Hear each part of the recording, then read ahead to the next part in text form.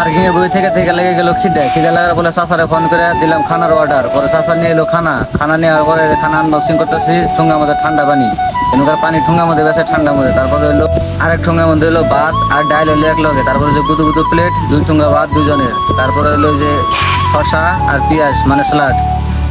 সব আনবক্সিং করার পরে চাচারে দিলাম টেহা দেওয়ার পরে যে মামা ভরতেছে বোতলের মধ্যে পানি।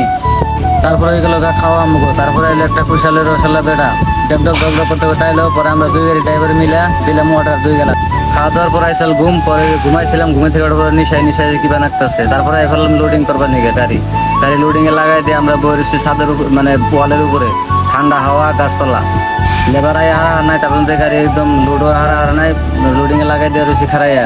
তারপরে আই পড়ছে লেবার। পরে আমি লাগাই দিলাম গাড়ি প্যাক করে জায়গা মতো লাগাই দিবার যায়। গরমে মাথায় কাম করে না। তারপরে লাহে 2 জায়গা থেকে ব্যাক করলাম।